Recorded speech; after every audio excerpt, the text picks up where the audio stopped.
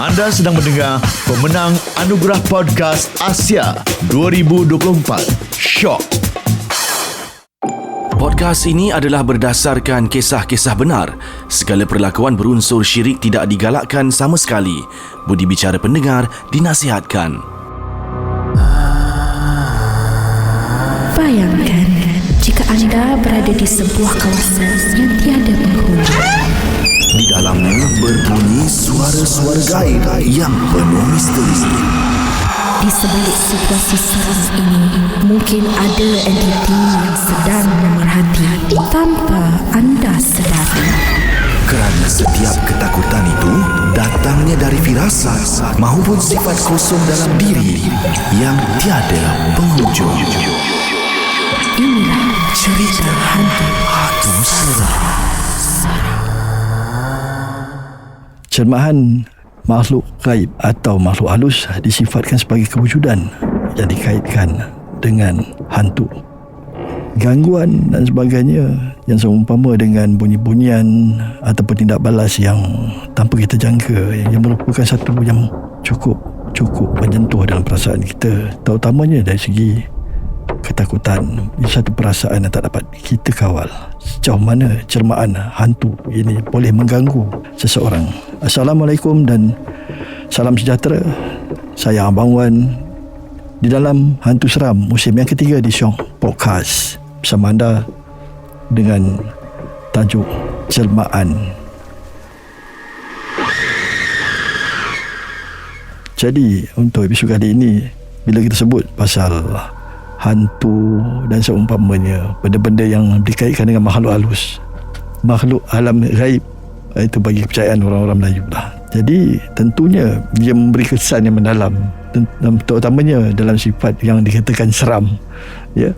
Jadi kat sini untuk episod kali ini, Abang bersama dengan Miss Gita, iaitu daripada podcaster kita daripada program Marma Desem di channel Raga. Ya, apa khabar?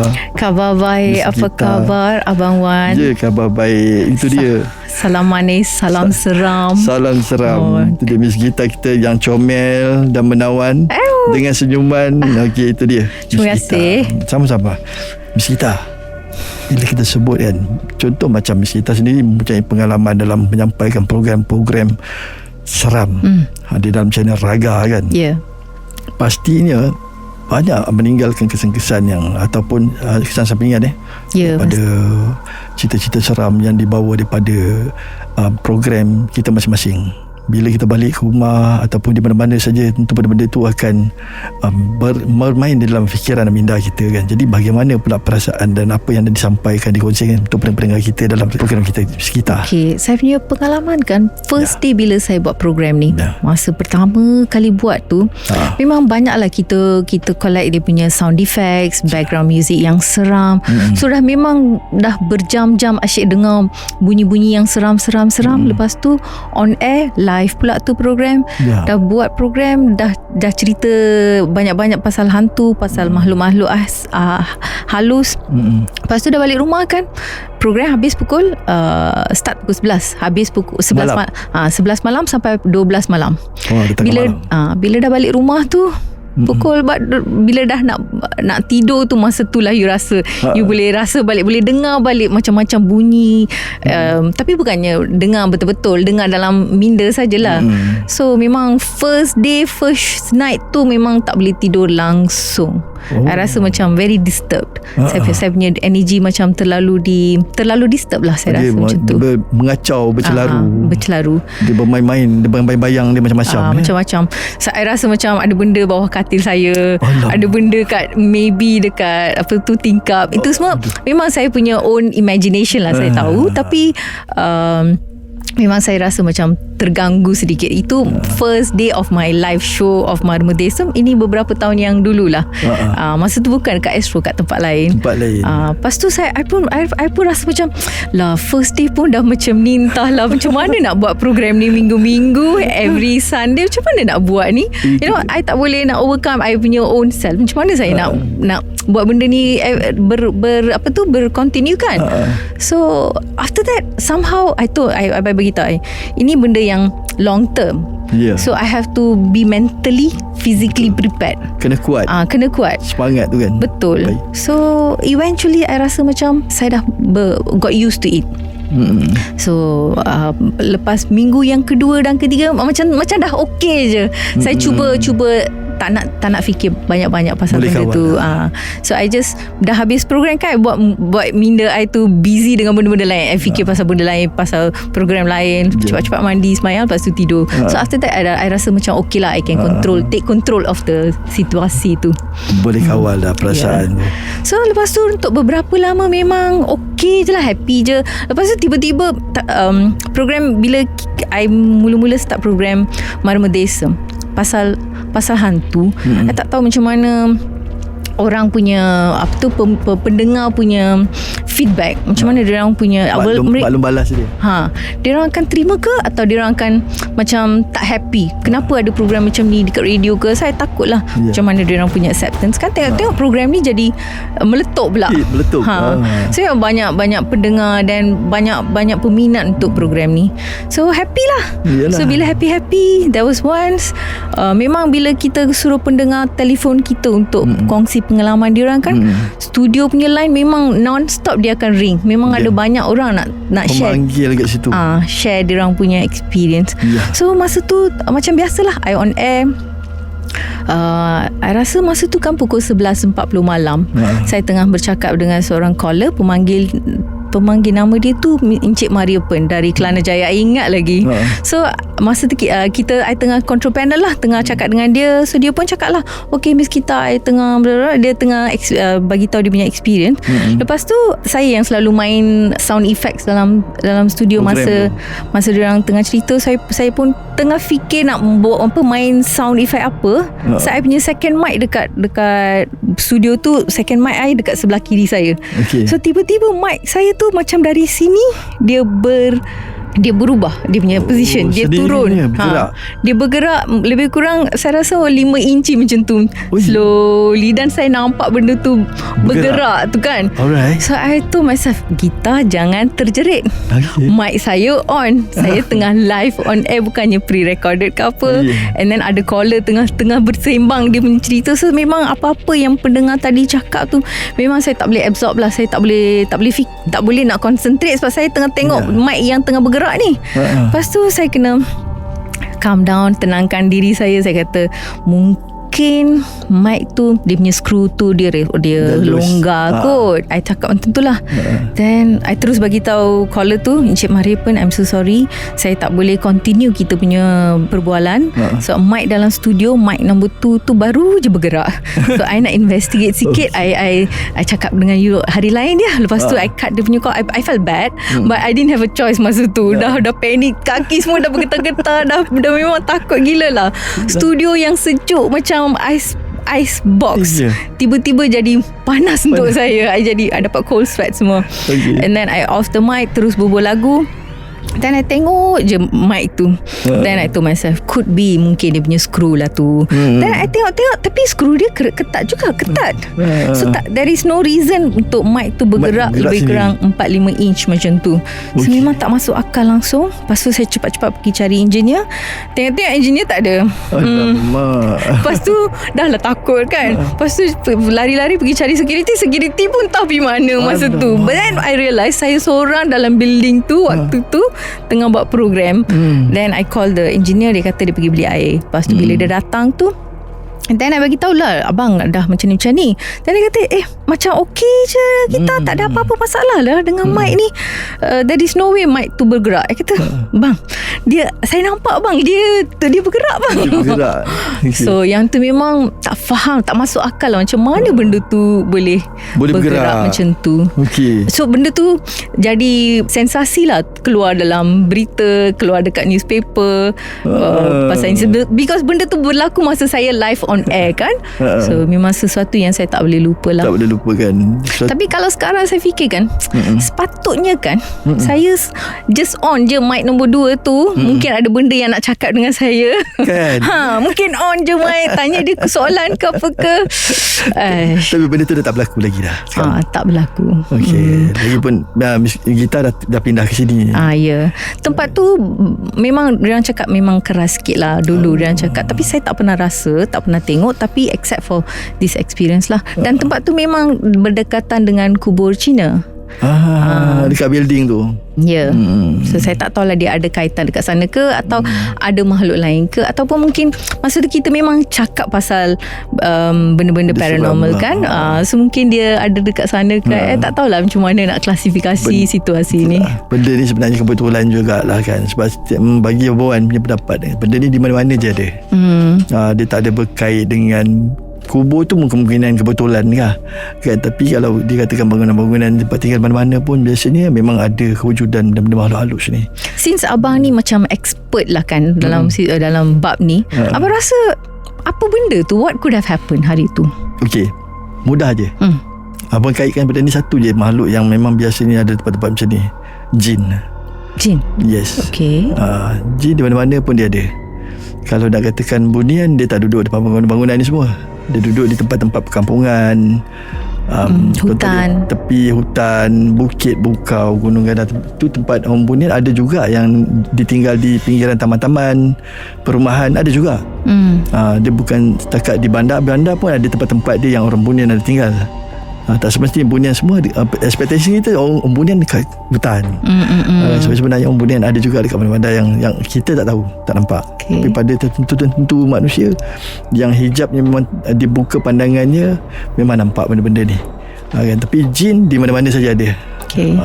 Mungkin tepi saya sekarang pun ada jugalah kot. Di mana-mana saja. So mungkin dia yang datang hari tu abang rasa. Yes. Tapi dia ada kontrol ke? Dia boleh menggerakkan barang. Dia boleh. Dia kalau diizinkan Tuhan, dia boleh. Tapi tak semualah maksud dia. Dia tak mengganggu kita lah, dan dia tak boleh menyentuh kita lah. Kalau ikutkan pada 99%,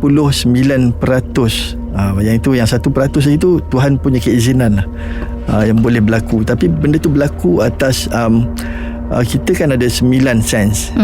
Yang ke-9 tu, itu dia yang boleh terangkan. Tapi kalau nak terangkan dalam lagi, memang panjang cerita dia. Kan? Okay.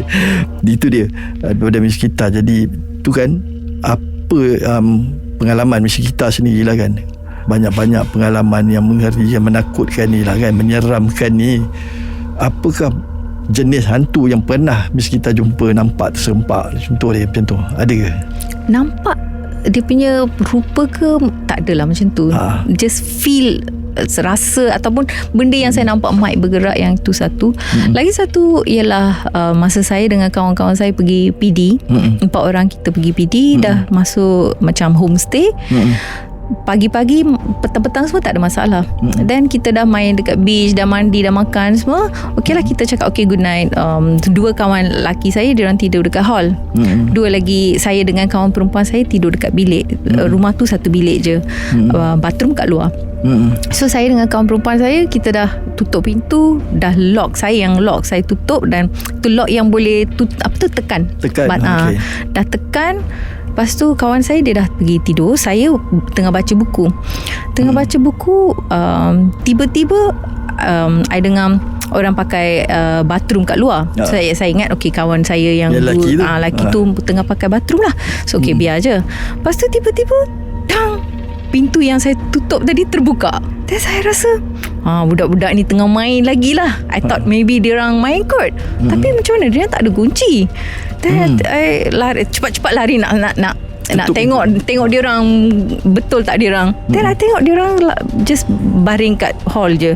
Dan I pergi tanya kat diorang, korang yang datang buka pintu kan? Apasal main-main ni? Dan kata, mana ada, kita tak datang lah. Dan nak tengok muka diorang tu macam memang nampak macam kena takut, semacam je muka diorang pucat. Saya kata, kenapa korang ni? Dan saya tanya, tadi korang pakai bathroom tak? Dia kata, tak lah, kita tak bergerak pun tadi. Saya rasa macam, diorang ni betul ke atau menipu-nipu, main-main? Lepas tu I tengok muka dia masih lagi pucat. I tanya kenapa ni? Kenapa? Dia cakap tak ada, something happen. Benda I tanya. Tak ada, kita tengah tutup mata trying to sleep, cuba nak tidur. Lepas tu dari tadi curtain kena kaki kan next to the seaside kan, angin. So dekat balcony tu curtain kena kaki. So dia rasa apa curtain ni kacau-kacau. Okey lah, kita tutup je lah curtain, tutup sliding door. Tengok bila dia bangun tak ada curtain kat sana. Alamak. Tak tahu apa benda yang kena kain dekat kaki. Dia rasa macam kain kena dekat kaki. Kain lansir tu kain langsir, tapi tengok kain lansir tak ada pun kat sana. So dia orang pucat dan dah takut. Masa tu lah saya pun keluar tanya dekat dia orang pasal dia, kebetulan masa tu. Okay. So bila I dengar je cerita tu, 4 orang tak jadi tidur. Duduk kat hall cerita pasal benda lain, memang dah tak boleh tidur, dah tak berani nak tidur. And then bila dah subuh tu cepat-cepat check out terus. Ya, tapi itulah jadi persoalan kan.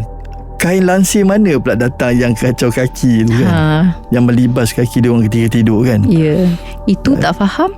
Dan macam mana pintu yang saya lock sendiri terbuka macam tu. Itu pun tak faham. Dan siapa yang pakai bathroom masa semua orang dah tidur, tak tahulah. Itu dia, itu kejadian di PD Port Dickson. Dulu Abang Wan pernah tinggal di satu bangunan 8 tingkat tau. Okey. 8 tingkat. Ini cerita yang Abang pernah cerita dalam musim yang lepas lah. Di PD juga. Okey. Di dekat dengan Marina Resort. Dekat tapi bukan di Marina Resort, tapi di kawasan Marina Bay kat situ. Berhampiran sana lah. Berhampiran situ. 8 tingkat. Tapi tingkat 1 dengan tingkat 2 saja ada penghuni. Okey. Itu pun tak ramai, tak banyak pintu. Yang Abang tinggal di tingkat 5 dengan 6. Satu di tingkat 5, satu di tingkat 6.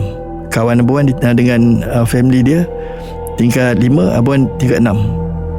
Bila naik nak naik ke situ ambil barang dekat bonnet kereta, Pak Gad sampai kat Abang datang. Bercuti ke dia tanya kan. So macam bercuti, ada kerja sikit. Yang bercuti ni kawan-kawan ni, dia bawa anak kecil ni semua. Saya kerja. Kan. Okay. Duduk tingkat mana? Tingkat 6. Dia dengar tingkat 6, muka dia berubah. Kan. So Abang cakap, kenapa cik? Tak ada apa. Kan. Cuma nak pesan je. Kalau boleh naik tangga lah. Jangan naik lift. Tingkat 6 dah naik tangga. Macam mana dengan barang beg kan, dengan barang-barang yang buat kerja kan. Tu cakap dia macam mana nak naik. Tak apalah abang angguk lah, layan je lah kan. Tapi jadi abang dengan kawan abang, nama dia Ajis lah kawan abang ni. Jom Ajis, tangkap barang naik lift. Abang Wan tak tanya dia ke Afsal kena naik tangga pula? Tak terfikir lagi masa tu. Okay. Belum dapat mesej lah tu. Dapat mesej lagi kan. Kita dah memang dah kelang kabut. Pasal abang fikir nak kejar waktu nak semayang masa tu. Semayang asar. Dah sampai waktu kan. Dah sampai lambat, pukul 5 lebih. Jadi asar pukul 4.30 kan. Dia pukul 5 lebih dah, dekat pukul 6 ni pukul berapa nak semayang kan. Yang tu tak sempat nak tanya. Terus abang naik lift. Naik je lift, tekan tingkat 6. So dia naik, dia tak berhenti tingkat 6. Dia terus lintas tingkat 6, dia naik terus tingkat 8. Okey. Abang tekan tak boleh kan. Terus dia naik, bila buka pintu baru abang nampak suasana kat atas tingkat 8 tu memang tak ada orang. Dia punya lift ujung sebelah kanan satu, ujung sebelah kiri satu. Abang naik yang belah kiri, abang pergi yang sebelah kanan. Tak apa, dia bagi kita naik tingkat 8. Ajis, kita lalu pergi turun dekat lift lagi satu. Abang tanya, ujung sana ada lift kan? Ada lift, jom. Lalu tak ada satu bilik. Yang rumah tu blok kiri kanan tak ada orang. Pintu tak ada, tingkap pun dah pecah semua. Jadi tak ada orang. Yang best, masa pintu lift terbuka, abang nampak kucing hitam lalu. Dia tembus daripada dinding ke dinding. Ini bukan kucing biasalah. Dia kucing biasa. Itu ya abang pelik. Kat mana pula lubang kecil ni kucing tu boleh lalu kan. Sebab abang nampak dekat tu kucing lalu. Lalu dia lintas. Okey, tak apa, kau bagi salam jalan. Dengan kawan abang, jom. So abang dah tahulah ada something wrong dekat sana. So abang tak nak layan lah. Abang tanya kawan abang, Jis, bujung sana ada lift kan? Ada. Jom kita lalu. Kita pergi naik turun lift sana. Kan. takut lift ni tak ada turun. Kita turun pergi lift sana, tengok kiri kanan memang tak ada penghuni dah tak ada orang. Jadi sampai dekat lift sana, kita orang pun turun. Tekan tingkat 6, dia turun tingkat 6. Elok turun tingkat 6, simpan beg apa semua. Abang sembayang, habis sembayang, abang turun, tinggal lagi satu barang abang nak ambil untuk abang buat kerja kan. Beg, laptop semua tinggal. Abang turun lagi sekali kat bawah. Elok sampai dekat bawah, kawan number one dengan family dia pun turun, bawa beg. So abang tanya, nak pergi mana? Dia kata tak boleh duduk sini lah, anak-anak ni tak nak masuk. Asal? Suruh masuk. Dia kata, Mama, ada hantu duduk kat depan pintu bilik tu, tak nak masuk. Siapa yang nampak tu? Budak-budak? Anak kawan pada abawan punya kawan lah. Dia punya abang. Budak tu umurnya berapa? Umur dia lebih kurang dalam darjah 1 sekolah rendah lah sebenarnya. Tapi rasanya dalam 5-6 tahun lah. Adik dengan abang, dua beradik, dua-dua tak nak masuk rumah. Ada hantu. Nangis-nangis lah dia orang. Jadi dengar cerita macam tu, dia orang turun. Dia kata tak boleh, kan nak cari tempat lain lah. Tapi benda tu betul ke, atau mungkin dia orang punya imagination? Itulah dia. Memang budak-budak tu memang boleh nampak? Boleh nampak. Budak-budak yang biasa boleh nampak. Dalam 5-6 tahun ni boleh nampak. Jadi abang ambil keputusan, bilik yang atas bilik 6, bilik tingkat 6 bawah tak ada aircon. Tingkat 5 ada aircon. Jadi abang pindah ke tingkat 5. Dah tahu nak juga pergi. Sebab tak ada pilihan kat situ kan. Kita dah sewa. Takkan abang pun nak cari tempat lain. So abang ambil keputusan, abang seorang je duduk tingkat 5. Itu okey pula. Abang duduk masuk tak nampak apa-apa ke? Tak ada, okey je. Buka TV. Malam siap kan, kita orang dah bekal roti apa semua, dengan sandwich apa semua kan. Buat sandwich, masak, siap makan lagi. Lepas tu sekejap lagi kawan abang sampai. Boleh duduk seorang-seorang je. Okey, tak ada masalah. Kenapa? Tu lari ikut tengok abang. Tak tahu pula kan. Tapi okey, Alhamdulillah abang duduk seorang-seorang. Dia tidur, tak ada apa kan. Sebab kita dalam 3 grup sebenarnya.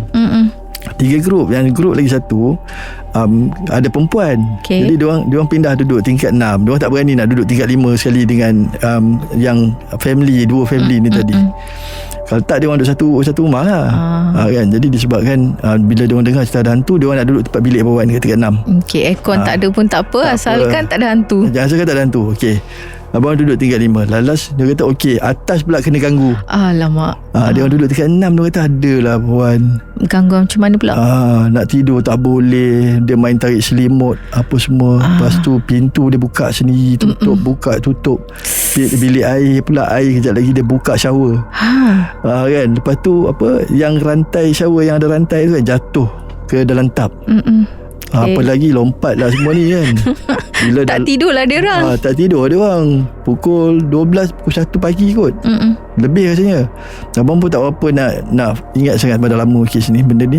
Dia orang turun bawah tingkat ni dia orang guna tangga, dia orang tak guna lift. Gelap-gelap pun tak apa, janji sampai bilik abang kan. Abang pintu pun tak tutup. Buka. Takut kawan-kawan sampai. Abang dah agak dah mesti sampai ni. Kan? Abang dah siap buat makan apa semua, dah habis semayang semua. Buka TV pun tak berapa nak boleh buka pun kan, sebab dia punya channel apa benda dah lama kan. Asal boleh tengok satu channel, TV 1 tak silap masa tu. Itu je satu channel boleh tengok. Tak ada channel lain. Buka lah layan. Masak seorang-seorang, goreng telur apa semua kan. Buat sandwich, buat roti bakar, dan duduk makan seorang-seorang. Hello, duduk makan sambil tengok TV. Kawan sampai boleh pula duduk sini. Okey pula. Okey, tak ada apa. Tapi bila dia orang masuk, yang perempuan, abang bagi tidur dalam satu bilik. Korang tidur bilik tu yang ada toilet. Korang tutup tu nanti sampai besok pagi. Kan? Tapi dia orang tak boleh tidur. Tak boleh bawa, sakit kepala. Dia jadi macam satu tekanan. Bilik jadi panas, padahal ada aircon. Tidur dia orang panas, dia kata. Mungkin sebab insiden-insiden yang berlaku di tingkat 8 tu. Dan dia sebenarnya balik pada sifat gangguan ini. Dia ada simptom dia tu, Gita. Selain daripada dia serang melalui kita punya tubuh badan kita dengan minda kita lah. Kita akan jadi panas. Tubuh badan kita, kepala kita jadi sakit. Dengan dia punya gangguan dia. Dia kepala sakit, kemudian emosi kita dia akan berubah sikit demi sikit. Berubah macam mana pula? Dia akan jadi macam nak marah.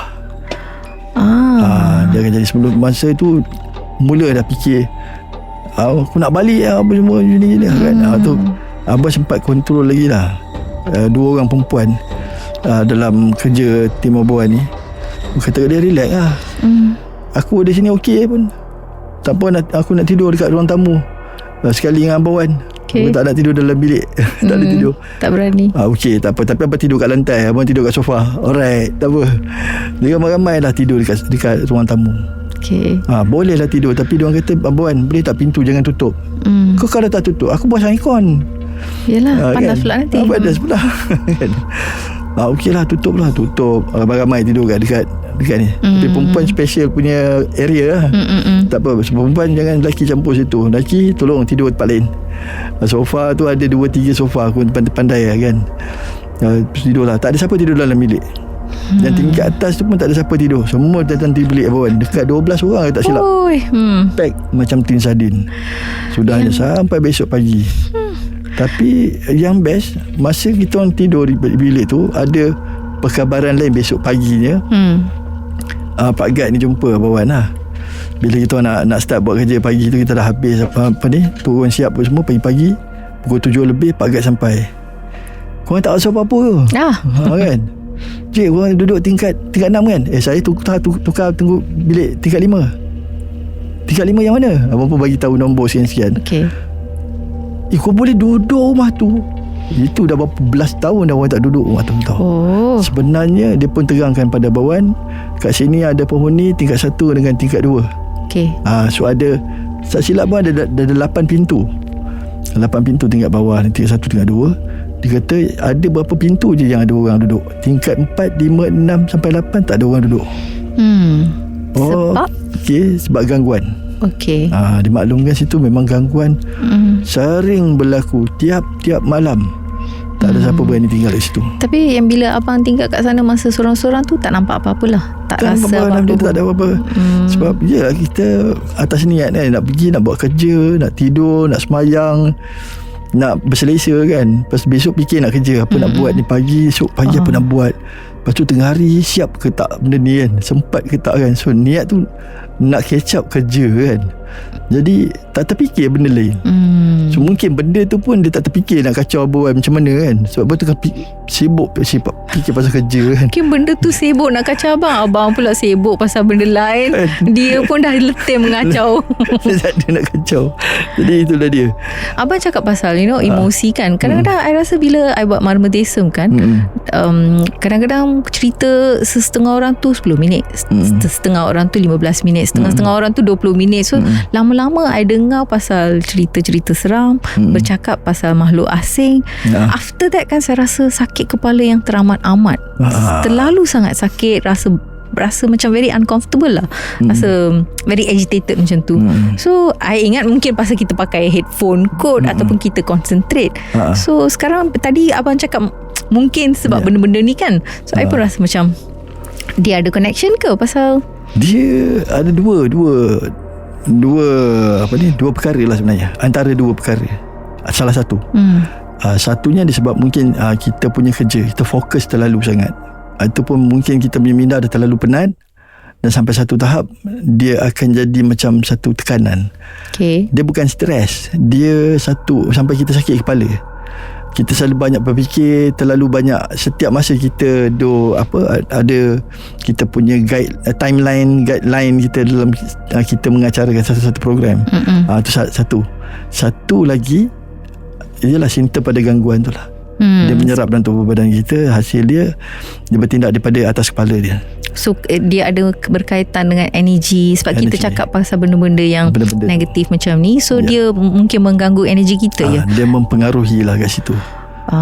Tapi kalau kita semangat, kita kuat, kita boleh kawal diri kita, InsyaAllah dia tak ada mampu untuk bagi impact negatif lah pada tubuh badan kita. Tapi yang penting itulah kekuatan diri kita lah sebenarnya. Kita kena percaya diri kita lah kan? Jadi banyak doa lah kat situ kan, pada cara Tuhan masing-masing kan. Kita kena banyak doa. Macam Abang Islam sendiri banyak berzikir. So kena kekal dengan zikir, dengan tasbih, dengan tahmid. Kat situ setiap masa kena ada perkataan nama Allah, perkataan nama Muhammad. Tu nama-nama tu yang memperkuatkan diri kita sebagai benteng lah maksud dia. Okay. Yang dulu abang buat PVT tu, selalu abang kan lukis-lukis apa yang abang nampak kan, makhluk-makhluk asing tu. So abang nampak apa benda tu dan macam mana abang boleh lukis? Okey. Untuk dalam program tu asalnya dulu masa abang dijemput untuk menyertai program PVT ni, ketika ditawarkan tu abang dalam satu majlis kenduri kahwin sepupu abang lah dekat Pulau Indah Kelang. Jadi masa dapat tawaran tu, abang dimaklumkan juga kena melukis. Program dimaklumkan oleh Gaya. Miss Gaya masa tu dia yang handle kan. Jadi abang maklumkan dengan dia program macam mana, abang tanya kan. Jadi dimaklumkan program ni macam program paranormal abang kan. Dia senang je, abang pergi explore tempat tu, and then kita ada EMF meter something macam tu. Jadi kita nak audience tengok sama. Okey, tak apa, cantik. Tapi bila last perkara yang dia sebut, abang kena lukis. Dan abang cakap, alamak, bab lukis ni abang tak pandai lah. Gaya cari orang lain lah Gaya kan. So abang memang tak pandai. So then dia pujuk juga, pujuk. Memang pendidikan seni abang fail lah dulu ya, fail bab lah. lukisan. Lukisan memang abang fail, tak apa pandai sangat nak lukis. Tambah-tambah lukis benda kan, objek manusia, objek hantu, memang tak dapat lah. Kalau lukis benda lain mungkin lah boleh kan. Cincin pun jadi. Tapi bila sampai satu masa, kali ke berapa pihak daripada Gaya telefon, dia abang minta pada Gaya lah, cakap macam ni lah Gaya, nanti dalam pukul 5 lebih boleh call abang balik tak? Abang sebenarnya ni waktu ni ada kenduri cousin, jadi lepas ni abang bagi keputusan macam mana. Okey. Jadi dalam masa abang solat asar masa tu, dah selesai masa tu, abang amin doa apa semua. Dalam hati abang cakap lah, kalau kata dia telefon sebelum abang keluar daripada pintu bilik ini untuk sambung ke majlis kenduri tu, kalau dia telefon abang nak accept. Kan, kalau tak abang cancel. Itu petanda dia bagi final decision. Dan lepas tu elok abang dah lepas selesai solat, abang lipatkan sejadah, susun elok rumah orang kan. Habis tu telefon bunyi, Gaya tengok, okey Gaya telefon. So abang cakap, okey Gaya, tapi cuma abang cakap abang tak pandai janji lukis jadi ke tak kan.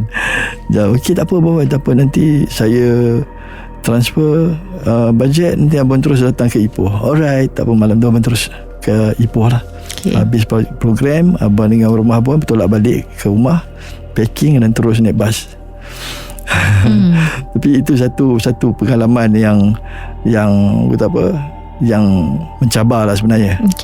Nak lukis satu benda tu kan dalam program PVT masa tu yang kita tak jangkakan, bukan satu perkara yang mudah sebenarnya. Dah tengok makhluk asing pun kita dah takut. Macam mana abang boleh tengok, lepas tu tengok dan terus lukis lagi, tengok lagi dan lukis? Macam mana pula tu? Benda tu akan stay dekat sana ke, atau dia akan dia menjelma kejap lepas tu dia hilang ke, macam mana pula? Dia kalau kata kewujudan daripada mata kita yang mau kata apa, fasa yang boleh melihat makhluk halus ini, yang dikatakan hijab. Dalam Islam kita panggil hijab yang pandangan yang terbuka. Jadi abuan boleh gunakan satu ayat yang tertentu lah daripada siapa yang menjaga abuan ya. Dalam cerita ni dia kekal dekat situ, tapi ada cara dia lah. So supaya ayat tu tak putus dan benda tu tak hilang. Jadi tangan terus berconteng je. Abang tak fikir melukis apa, tangan je gerak kan, conteng je apa benda nak conteng, tapi hasil dia berlaku dekat, menunjukkan apa benda dekat pada kertas lukisan pada masa program tu dijalankan. Jadi nampaklah wujud dia macam mana. So tergambarlah bentuk tu pada kertas lukisan tu. Memang accurate lah. Memang kata abang tak pandai lukis, macam mana pula jadinya? Itu susah abang nak jawab tu sebenarnya. Tangan ni kan digunakan oleh pihak lain lah. So itu je abang boleh jelaskan lah. Bukan kalau setakat Abang Wan yang lukis sendiri, conteng-conteng dah apa benda dia jadi kan, kita pun tak tahu. Kan. Tapi yalah, asal ni dengan keizinan Tuhan lah kan, Allah Ta'ala sendiri. So abang banyak doa minta kat situ. Jadi alhamdulillah lah, bila dibagi keizinan benda tu berlaku dengan mudah. Kan. Kalau ada entiti lain yang tolong abang masa lukis tu kan, so bila dah lukis tu tangan tu rasa macam berat tak? Ataupun rasa tak? Dia okey je, macam biasa je. Cuma tangan dia bergerak. Dia macam ada benda yang tolong pegangkan tangan untuk jadi benda tu. Kan. Tapi bukan ada orang pegang, dia bergerak dengan sendirinya. Dia abang rasa macam orang conteng je, conteng pusing conteng kan. And then sampai satu tahap dia stop. Tapi kalau pensel tu patah, dia tukar pensel lain. Kan. Conteng sambung conteng sampai dia betul-betul berhenti. Tak. Dia berhenti, maknanya dah habis. Dia tangan dia lepas, pensel jatuh, maknanya lukisan tu dah habis. Okay. So dah habis, nanti ringkis ambil lah kertas tu. Okay. So dia tunjuk kepada akhir program tu. Okay. Lepas tu gambar tu diorang simpan, dia tayangkan, lepas tu dia orang buang lah. Lepas tu dia kumpulkan beberapa episod, kemudian dia buang dalam sungai lah. Sebab ikut pada kepercayaan orang India, benda-benda macam tu tak boleh disimpan lah. Sebab ikut pada kepercayaan dia orang, yang seperti mana dia dimaklumkan oleh Lingkis pada Bawan, takut benda ni membawa perkara yang tak baik lah. Sebab takut benda ni tak mengizinkan kita untuk simpan. Tapi tak apalah, abang faham lah. Dia terus buang lah benda tu kat sungai. And on the way kita nak balik untuk satu lagi sambungan program di episod seterusnya. Okay. So kita dah sampai ke penghujung rancangan ya, Gita. Ya, okay bang. Mungkin ada pesanan ke sedikit tips daripada kita sendiri, berpandukan pada pengalaman yang kita lalui dalam program kita kali ini. Silakan. Okay, macam apa yang Abang Wan tadi cakap ya. Bila kita ada gangguan emosi, rasa macam ada benda yang tengah kacau kita, minda kita, konsentrasi kita, kita kena kuatkan kita punya iman, kuat sembahyang. Lepas tu cubalah apa tu, pindah kita punya konsentrasi kepada benda lain pula. Betul. Itu dia. Itu daripada Miss Gita kita, sedikit pesanan ringkas tetapi padat dengan maksudnya, dengan yang begitu mendalam untuk kita fahami, kita tanam dalam jiwa kita sebagai satu amalan. Itu dia. Terima kasih Miss Gita. Terima kasih Abang Wan. Telah sudi bersama dengan Abang Wan untuk episod kali ini. Ya, kita jumpa lagi pada episod lain insya-Allah. Okay, alright. Itu dia Miss Gita. Peringkas pada Miss Gita, banyak dapat kita kongsikan di sini. Baik. Itu saja daripada Abang Wan dalam cerita Hantu Seram musim yang ketiga di Syok Podcast. Wassalamualaikum. Bye.